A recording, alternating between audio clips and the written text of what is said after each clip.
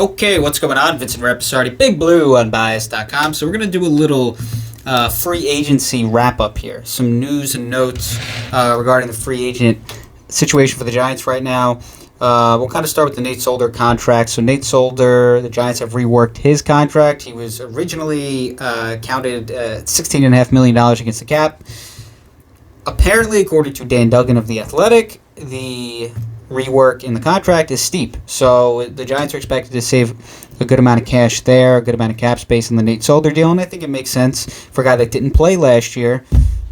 It's tough for him to obviously take on the contract that he originally had. Veteran player. Didn't have his best season in 2019. I've talked about that in terms of the amount of pressures and sacks he allowed. Definitely not his best season, but I don't think he's a bad player. A lot of people expected a lot out of him because of his contract that he signed. So the expectation was that he would be a great left tackle. He's not a great player, but I think he's fine. I think he's a decent player. And if he could be a guy who potentially starts at right tackle, at least to start the season, just someone that you can trust as a player who can start. And I kind of brought this up in my last video, and maybe it's crazy, maybe it's completely stupid, but as we saw with Eric Flowers, and that's just one player, one example. Obviously, they're two different players, but Eric Flowers and Nate Solder. But Eric Flowers, when he switched inside to guard, played pretty well. Got a pretty nice contract from the Miami Dolphins. So maybe that's something that the Giants try. Kevin Zeitler's gone. Maybe it's something that the Giants at least keep an open mind about. We'll see. Obviously, Nate Solder's played offensive tackle for the entirety of his career, so it would be obviously a big change. But just something to consider, maybe a depth piece at some point if they need him to. With Kevin Zeitler gone, they're going to be relying on Shane Lemieux, maybe a veteran signing later down the road, or who knows when, or a potential draft pick at guard. So that's kind of the Nate Solder situation. I actually like that, the rework of the contract to keep him on the team. I still think he's a decent player, especially if you're starting him at right tackle next season or wherever you need him. I mean, look, football's a game of attrition much of the time. So you could always use a solid offensive lineman, whether behind your younger player like Matt Peart or if he's starting, whatever it is. Leonard Floyd, apparently he was a target for the Giants. He has signed. He has stayed with the Los Angeles Rams, 4-year, $64 million deal. I actually don't think the Giants need an edge rusher. At this point, I'm kind of all in on Oshane Ximines and Lorenzo Carter. I think that they're good players. I think they're going to be really good football players. And maybe you might think that it's kind of a you're taking a chance if you don't go out and sign a starting caliber edge rusher and relying on those two. But I actually think you should. I think Dave Gettleman and the Giants should rely on Carter and Ximines next season as starters and expect those guys to play 80+% of those snaps. And Lorenzo Carter, before he got hurt, was playing around 100% of snaps. So I think if Ximines, if you up his snaps a little bit, maybe even sign a veteran edge rusher, just kind of a depth piece, maybe even bring back Kyler Fackrell, something along those lines. I think they would be fine at edge. Those guys just have to stay healthy. I think those are good players. And Lorenzo Carter really started to come on before he got hurt. Last season, kind of that preseason game that they had, the team scrimmage, played really well.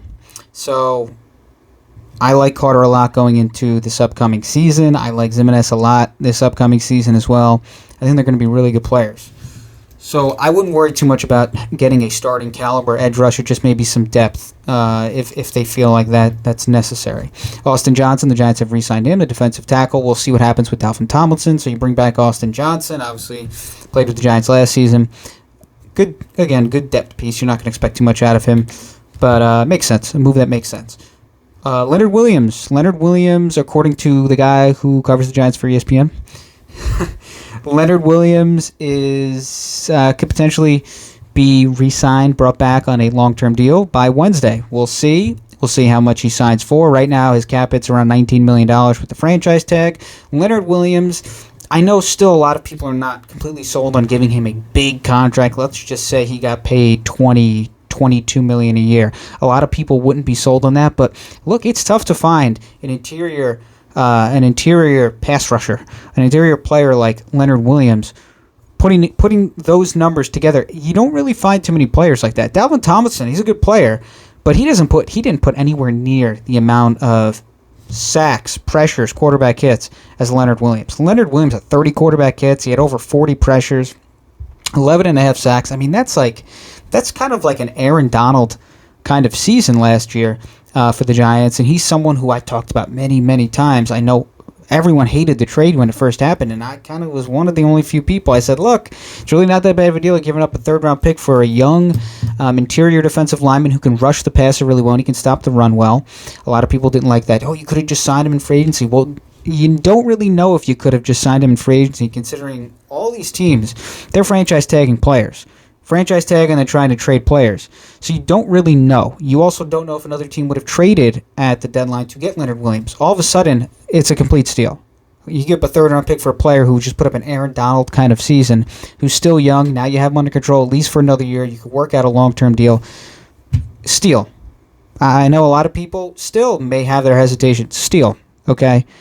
You didn't trade for a guy who was 31 years old. You traded for a guy who was 25, 26 years old, ready to enter the prime of his career, and he just had a monster season. He's a really important piece to their defense moving forward. Leonard Williams, what a year he had. I'll finish up with Kenny Golladay. The Giants still seem to be in on him. The more, from what I heard, the more that he kind of sticks around, the better chance the Giants have to sign him. A lot of people worry about the Giants' salary cap situation, but they can still work some things out. With Bradbury, Martinez, kind of change up their contracts a little bit, rework them. Obviously, Nate Solder, his contract has been reworked. Leonard Williams, once they sign him to a long-term deal, that'll kind of change things as well. So I wouldn't worry too much about that. Golladay, 27 years old in the prime of his career. He's a good player.